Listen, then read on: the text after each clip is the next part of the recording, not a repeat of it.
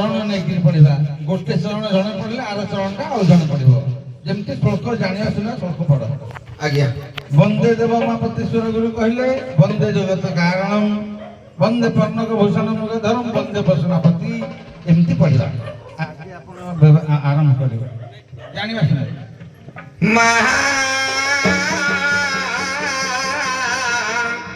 Hello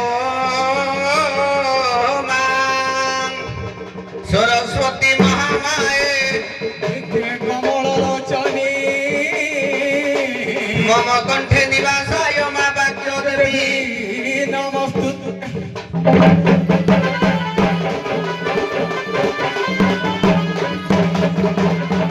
गणे नारायण रुद्रे अंबिके भास्कर भिन्न नगर दात्यम ठाकुरे पंचदेव नमस्ते।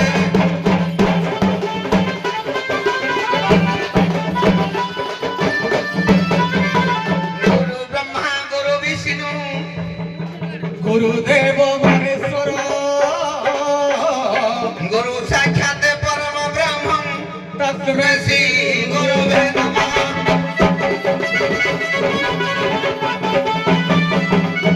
अखंड मंडलाकारं व्याकं जनं चराचर तत्पदर्शितनेनं तस्मै श्री गुरुवे नमः।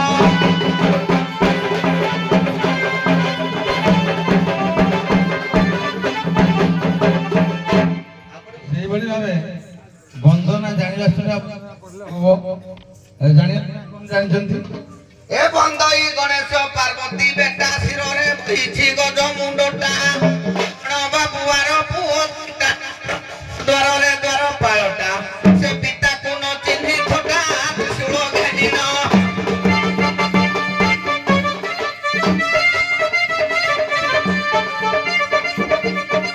କାଟିଦେଲେ ଗଳା ଯେ ତୁମେ ତ ସେଇ ମୁଣ୍ଡା।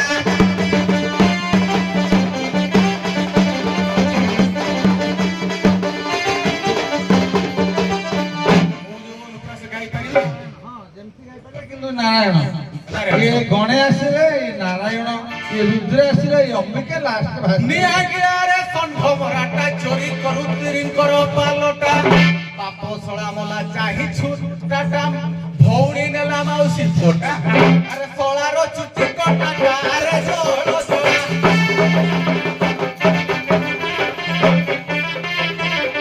ଭାଇର ତୁ ଶଳାରେ ସାପ ଦଳା ଚୁକେଳା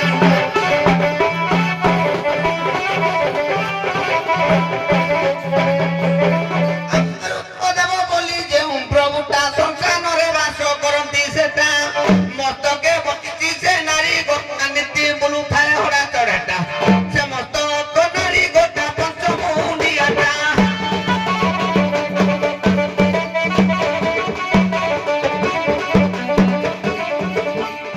ସଂସାରରେ ବାସଟା ଯେ ବୁଲେ ଗଲେଇ ଦିଆଟା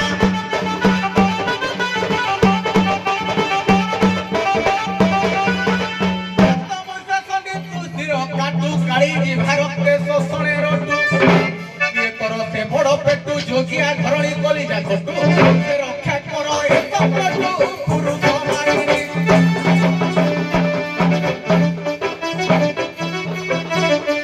যোগিয়া ধরণী লোসা হে বয়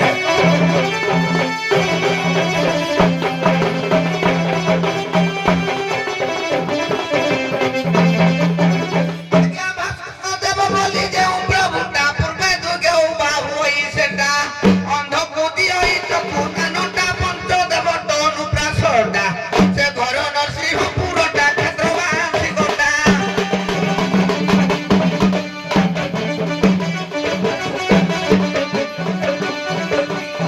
ପଞ୍ଚକେ ଗୋଟା ଲେଖିଲେ ପୁଥି ଗୋଟା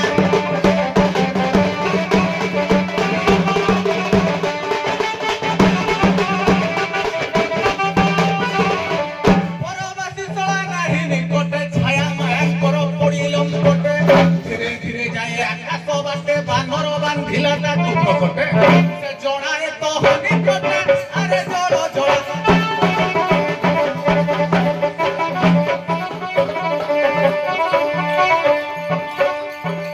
নীতি করু খেলারে রাহু গিরি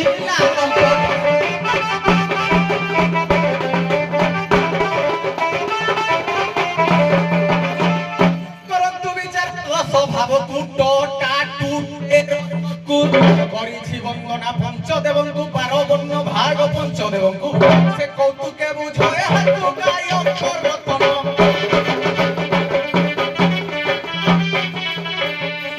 ବୁଝାଇ କହିବା ହେ ଦୟାନି ଧୀର ଭାଇ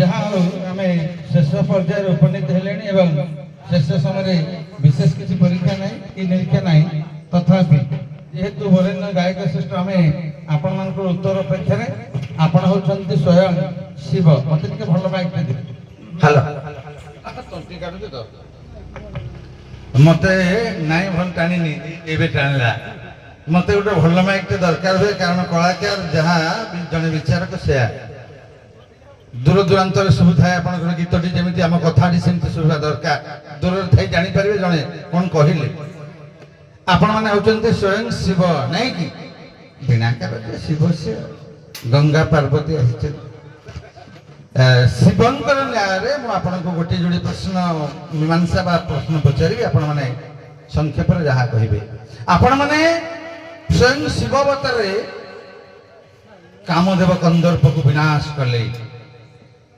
କାହିଁକି ନା ଦେବତା ମାନଙ୍କ ଦ୍ୱାରା ପ୍ରେରିତ କାମଦେବ କନ୍ଦର୍ପ ଶିବଙ୍କର ତପସ୍ୟା ଭଗ୍ନ କରିବାକୁ ଗଲେ ଯଦ୍ୱାରା ଆପଣ ତୃତୀୟ ନେତ୍ରରେ କନ୍ଦର୍ପକୁ ଧ୍ୱଂସ କଲେ ତ ମୋର କହିବା କଥା ଶିବଙ୍କର ହେଉଛି ପଞ୍ଚମସ୍ତକ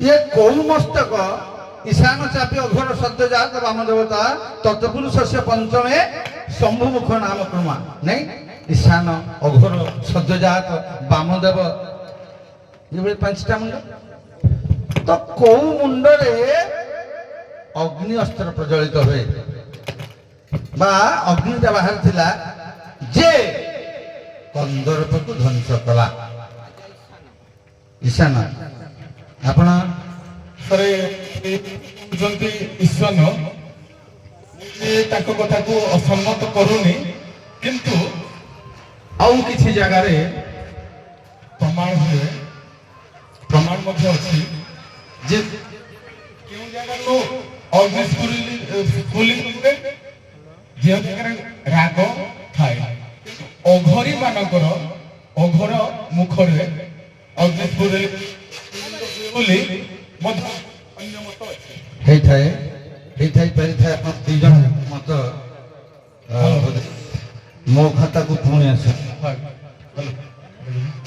अच्छा आपण कामदेव कंदर्प को विनाश कले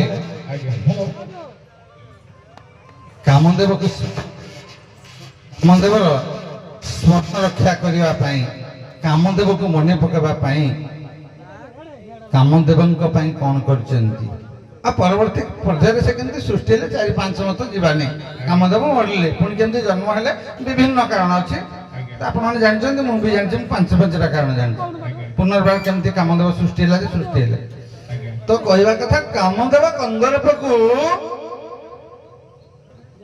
मने रखिबा पई कोन करथिले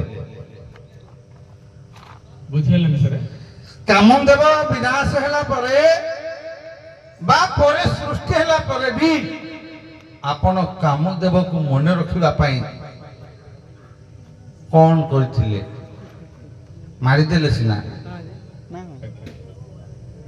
किंतु तांकर स्मृति रक्षा पई गोटे जिंस करथिले कामदेवଙ୍କ पई आज्ञा देखंतु दीटा मत कहिबे गोटे हेला कामदेवଙ୍କୁ विनाश करिबारु शिव गोटे नाम ग्रहण कले कामांग नाशन हल्ला सेठी नामटी रखिले निजे निज पाखरे नामटी रखिले द्वितीय कथा हला काम को विनाश कला परे ए संसार रे काम शक्ति केमति रहिबो यदि काम सृष्टि करले केमति रहिबो ता पई गोटे स्मृति रखिले कोन स्मृति रखिले ना मलय पवन जेतबळे बाजीबो मलय ତାଙ୍କର ମିତ୍ର କାହାର କନ୍ଦର୍ପଙ୍କର ମିତ୍ର ମଳୟ ପବନ ବାଜିଲେ କାମ ଉଦ୍ଦୀପନା ଜାଗ୍ରତ ହବ ମଣିଷ ଶରୀରରେ ଏବଂ କାମଟାକୁ ନାରୀ ମାନଙ୍କର ଅଙ୍ଗରେ 5ଟା ବିଭାଗ କରିକି ରଖିଲେ।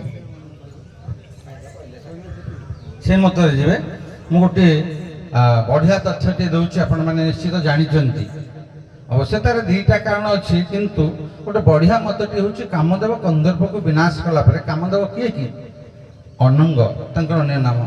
ଅନଙ୍ଗ ଦେହ ଦହନେ ଅଭିଷିକ୍ତ ଯସ୍ୟ ଅଙ୍ଗ ସହ ଭସ୍ମାଭ୍ୟାଙ୍ଗ ଅନଙ୍ଗ ଦେହ ଦହନେ ନ। ଆପଣମାନେ ଯୋଉ ପାଉଁଶକୁ ବୋଳନ୍ତି, ଅନଙ୍ଗ ଦେହ ଦହନେ ଅଭିଷିକ୍ତ ଯସ୍ୟ ଅଙ୍ଗ ସେ ଭସ୍ମାଭ୍ୟାଙ୍ଗ ଅନଙ୍ଗ ଦେହ ଦହନ। ତେଣୁ କାମଦେବକୁ ସ୍ମରଣ କରିବା ପାଇଁ ଯୁଗେ ଯୁଗେ ଆପଣ ସେଇ ପାଉଁଶକୁ ବୋଳି ହୁଅନ୍ତି। ଆଉ ଗୋଟିଏ ପ୍ରମାଣ ଅଛି, ମୁଁ ଜାଣିଛି ଆପଣଙ୍କ ସହିତ କଥାବାର୍ତ୍ତା। ପାଉଁଶ ବୋଳି ହେବାଟା ଆହୁରି 2-3ଟା ପ୍ରମାଣ ଅଛି। ମୁଁ ଯୋଡ଼ିଏ ଜାଣିଛି ମାତ୍ର, ମୋର ସତ କଥା ପୂର୍ଣ୍ଣାନ୍ତ ଋଷିଙ୍କ କଥାଟା ସେ ତ ଅଛି। ଆଉ ଗୋଟେ ମାନେ ବିଷ୍ଣୁ ଭକ୍ତଙ୍କର ଯେତେବେଳେ ସାରେ ଯୋଉ ପାର୍ବତୀ ବିନାଶ ପରେ ଦକ୍ଷ ଯଜ୍ଞରେ ବିନାଶ ପରେ ସତୀ ଦକ୍ଷ ଯଜ୍ଞରେ ବିନାଶ ପରେ ଶିବ କୋପାନଳରେ ଏତେ ଅଗ୍ନି ସୃଷ୍ଟି ହେଲା ଯେ ଚତୁର୍ଦିଗ ଧୂଆଁମୟ ହେଇଗଲା।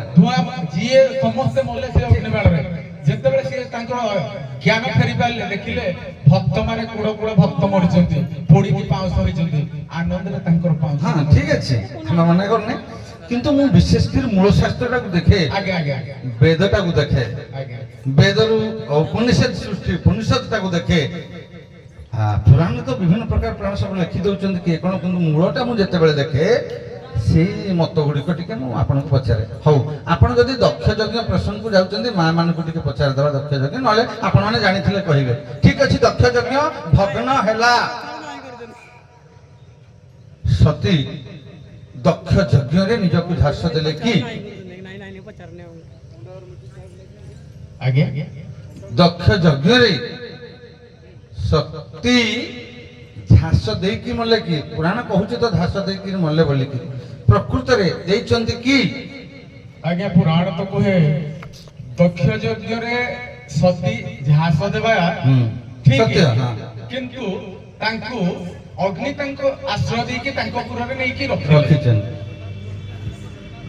ଆଜ୍ଞା, ଯେତେବେଳେ ସବୁ ଶାସ୍ତ୍ର ଦେଖନ୍ତୁ, ମାନେ ଆମର ଅଷ୍ଟାଦଶ ପୁରାଣ ଦେଖନ୍ତୁ, ସବୁରେ ଲେଖା ହେଇଛି, ଓଡ଼ିଆ ପୁରାଣ ମାତ୍ରରେ ଲେଖା ହେଇଛି ଯେ ଦକ୍ଷ ଯଜ୍ଞରେ ସତୀ ଝାସ ଦେଲେ।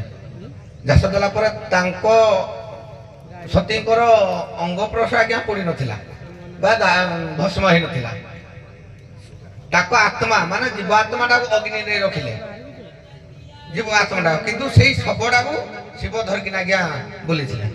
ଗୋଟେ କଥା ଆଜ୍ଞା ହଉଛି, ଆପଣମାନେ ଟିକେ ବିବେଚନା କରିକି ଦେଖନ୍ତୁ, ଆପଣଙ୍କ ସୁସ୍ଥ ମସ୍ତିଷ୍କରେ ବିଚାର କରନ୍ତୁ। ଯୋଗାଗ୍ନିରେ ଯିଏ ଝାସ ଦେବ ତାର ପୁନର୍ଜନ୍ମ ବି ନଥାଏ। ଅଗ୍ନି ପ୍ରଜ୍ୱଳିତ ଅଗ୍ନିରେ ଗୋଟେ ଶବ କେମିତି ବଞ୍ଚିଲା ଯେ ତାକୁ ଟିକ ଟିକ ଟିକ ଟିକ କରାଗଲା। ସାର୍ ଦେଖନ୍ତୁ, ମୁଁ ବେଦ କଥା ପୁଣି କହୁଛି, ଆପଣଙ୍କୁ ଶ୍ଲୋକ ସହ କହିଦେବି। ସାର୍ ଆଦ୍ୟାଶକ୍ତି ସନାତନୀ ତାଙ୍କୁ ଅଗ୍ନିର ଦହନ କରିବାର କ୍ଷମତା ଅଛି। ଆପଣ କହିବେ ଥରେ ରାମଚନ୍ଦ୍ରଙ୍କୁ ପରୀକ୍ଷା କରିବାକୁ ଯାଇଥିଲେ ନାଇଁ, ସୀତା ରୂପରେ ପରୀକ୍ଷା କଲେ। ସେଠି ପ୍ରଭୁ ଶିବ କହିଲେ, ତୁମେ ସୀତା ରୂପରେ ଗଲେ ମାନେ ମୋର ମା ରୂପରେ ଯାଇଛ, ଆଉ ତମକୁ ଗ୍ରହଣ କରିବିନି। ସେ ସେଥିପାଇଁ ଦେହ ତ୍ୟାଗ କଲା। ଏବେ ଗୋଟେ ପ୍ରମାଣ ଛାଡ଼ି ଯିବାନି। କଥା ହଉଛି ଦେହଟା ଆକ୍ଚୁଆଲି ସିଏ ଯାହା କହେ ବେଦ ବେଦାନ୍ତ ଉପନିଷଦ 2-3ଟା ଜାଗାରେ ଦେଖିଛି ମୁଁ, ଶ୍ଲୋକ ସହ, ଶ୍ଲୋକ ପଢିବାନି କିଛି ଦରକାର ନାହିଁ। ପ୍ରକୃତରେ ସତୀ ଯୋଗ ଧ୍ୟାନରେ ବସିଛନ୍ତି, କୁଣ୍ଡଳିନୀ ମୁଦ୍ରାକୁ ଜାଗ୍ରତ କରିଛନ୍ତି। କୁଣ୍ଡଳିନୀ କୁଣ୍ଡଳିନୀ କି ଜାଗ୍ରତ କରିଛନ୍ତି? ଗୋଟିଏ ମୁଦ୍ରାରେ ବସିଥିଲେ। କହିପାରିବନି ତମେ ବୋଧେ କେହି, ମୋ ଏଇ ଝିଅମାନେ କହିପାରିବେନି, ଝିଅଙ୍କୁ ପ୍ରଶ୍ନ ଏଟା। ଏବଂ ସେ ଯୋଉ ମୁଦ୍ରାରେ ବସିଲେ, ନିଜର ପ୍ରାଣ ତ୍ୟାଗ ହେଲା। କୁଣ୍ଡର କୋଉ ଦିଗରେ ବସିଥିଲେ ବି ଅଛି, ପୁରା ଶ୍ଲୋକ ସହ। ମୁଁ ଯାହା କହେ ପୁରା ପ୍ରମାଣ ସହିତ ଶ୍ଲୋକ ସହିତ ଶ୍ଲୋକଟା ତ ମୁଁ ଲେଖିଦେବି ନା ଶ୍ଲୋକ ସହ କୋଉ ଦିଗରେ ବସିଥିଲେ କୁଣ୍ଡଳିନୀ କି ଜାଗ୍ରତ କଲେ କେମିତି ସେ କୁଣ୍ଡଳିନୀ ଜାଗ୍ରତ କରିବାର ମୁଦ୍ରାର ନାଁ କ'ଣ ସବୁ ବେଦରେ ଅଛି ଉପନିଷଦରେ ଅଛି। ବହୁତ ବହୁତ ଧନ୍ୟବାଦ। ଆମେ ବହୁତ ବହୁତ ସାଧୁବାଦ ଦେବୁ ଆପଣମାନଙ୍କର କଳାକୃତ ଜୀବନ এইভাবে উজ্জ্বলময় তারকা আপনার সমস্ত দিগদর্শন দিয়ন্তু এবং ওড়িশার বিলুপ্ত প্রায় লোককলা ভଳି লোককলা দণ্ড নৃত্যর উত্থান পাই আপনার সদা সর্বদা চেষ্টিত এবং আপনার এই স্বাঙ্গক আস্বাদন করা বা কলার নৈপুণ্যতা উপভোগ করা তথা সংস্কৃতি কি বজায় রাখা এই ছোটিয়া ছোটিয়া গাঁ হোক কিংবা বিরাট বিরাট গাঁ जो भाई मैंने आपनकर कला को उज्जीवित करुचंते अर्थात आपनको निमंत्रण रखी आपनकर स्वांग को उपभोग करचंते एवं जतकिंचित कलाकार मूल्य कहीं दे परिबेनी जतकिंचित मूल्य देउचंते से बरण्य भाई मानक साधुवाद धन्यवाद। 5 खंड 6 खंड गाँ विराट विराट गाँ जहाँ करिक न देखती मु विशेष धन्यवाद देवे आम ए कांद्रासुर भाई मानक विगत दिन में अल्प दिन भितर से 3 दिन धरिक स्वांग करते केते कष्ट पड़ी 10-12टा घटे तथापि ये कलाकार कला को उपभोग करने आपण उपभोग्य करने अवश्य आपण से दान अच्छी किंतु तांकर अक्लांत परिश्रम मुझे साधुवाद दूची एवं परे परे आज वर्णाढ्य परिवेश को ये साइन करने सभापति अनुमति मागुची। धन्यवाद सर। जहाँ दुई दल दंड कलाकार भाई मैंने बहुत सुंदर स्वांग कले नृत्य आम समस्त मातानी पूजा कमिटी दर्शक बहुत मुग्ध आपण मैंने जहाँ भी कले हृदय स्पर्शी आउ सार आम जो नुआ सार आसते मुझे तो जानी के जहाँ तक बहुमूल्य सार कौट आस जानी नुआ सार आसते बहुमूल्य से मानने जमी शुणिले कांदा शुणिले हो टूर्णामेंट सार आसिक आम मंच उपस्थित हो गले आमको बहुत खुशी लगे सर बहुत धन्यवाद सर। आपन सबुदिन आपन टाइम बाहर करके आसबे यही मंच उपस्थित रहा आज्ञा ठीक है धन्यवाद आमर वेद गुरु श्रीयुक्त वामदेव बलियार सिंह को से बलियार सिंह से मोर मान्य दादा हे आम बाजीराउत दंडवाद्य संघर मुख्य विचारक हिसाब से एवं दंडवाद को एत मु भल पाए आज शुणी जो कांडसर को मर्दराजपुर अच्छे 25 किलोमीटर डिस्टेंस रू एत भल पाइबाला दे पलि आसली सागे सागे मुझे ना कांडसर को मर्दराज जिते राति हो पचे हाथी पचे मो घर आज्ञा बेरुआपाल नाटी है संक्रांत केशरी परिडा एत दंड को बहुत दंड बोला मुझे आज्ञा एवं चाकरी कर भुवनेश्वर रज लगे छुट्टी आसे जो शुणी दंड अच्छे आमर दादा अच्छे विचार फोन कर संध्या समय देखिले कांडसर को मर्दराज ब्रज जिते हाथी भय अच्छी हेले भी मुझे 2 जन छोट पाई देने मुझे जी जहाँ भी हेले दंड देखी आसबि एत भल पाइबा जहाँ आपण मान भल पाइबा सहयोग एवं 2 दल कलाकार मान भल पाइबा सहयोग है सो आपण मान जगन्नाथ प्रार्थना कर आपण मैंने समस्ते भल भल रुहतु जय जगन्नाथ धन्यवाद। एबे आम ए वर्णाढ्य परिवेश को आपण मानकर शांति निमंते से ग्रहराज शनि पाखे निवेदन करेंगे एक श्लोक माध्यम एवं सभा सांग करें। ओम शनैश्वर स्वधाकरी छायाभु सूर्यनंदन मार्तंडजमः सौरिः पंगुश्च ग्रहनायक ब्रह्मण्य क्रूर धर्मज्ञ नीलवर्णांजन दितिः द्वादशैतानि नामानि त्रिसन्ध्यं जपटे तस्यं पीडां न करिष्यामि गोचरे जन्म लग्ने वा सन्तर दशा सूचयति। श्री शनिश्चर महाग्रह समस्त मंगल करंतु। जय जगन्नाथ। सभा